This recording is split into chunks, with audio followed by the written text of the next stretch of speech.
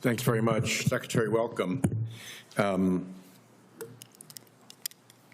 Have you identified any precedent in Treasury or IRS history for the agreement not to audit, investigate, or pursue any tax claims against the Trump family or businesses? I can't identify any precedent where 400,000 tax returns, including the people you just mentioned and all of their employees, were leaked in a violation of one of the most sacred duties of the IRS. So let me cut to that then. Senator. The leak was by a contractor. Can you tell me what contribution is being sought by Treasury or by the IRS for the harm done by the contractor? To a certain extent, your organization and the IRS are the victim of the contractor's malfeasance or negligence. What is being pursued by way of contribution by that contractor? Well, the ranking member chastised me for cutting the contractor's contracts off, and we have removed their contracts, their ability to do business with Treasury and the IRS.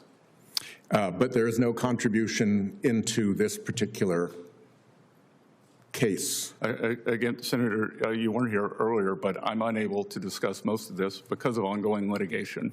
Yeah, I know everybody likes to say that, but the constitutional... We like to follow the law, Senator.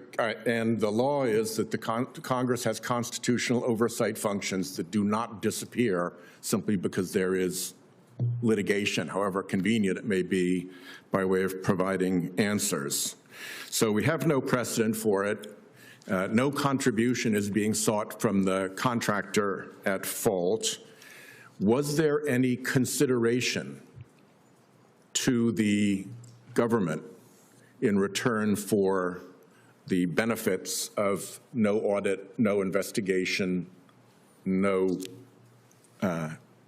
challenge or pursuit of refunds or other penalties? Again, Senator, I'm unable to comment because of litigation.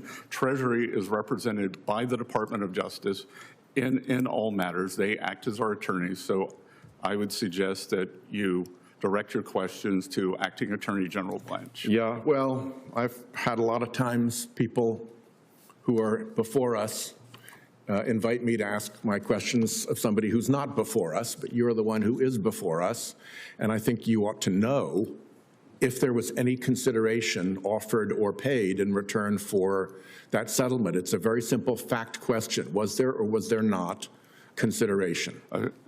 Again, there's ongoing litigation, and I suggest that you speak with the Treasury attorneys.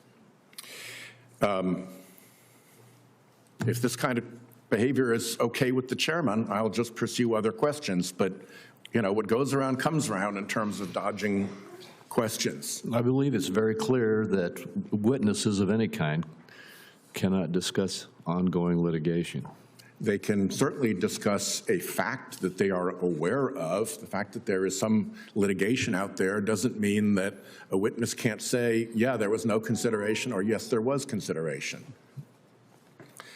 Was there a defense analysis memo? It's referenced in the judge's decision in Florida.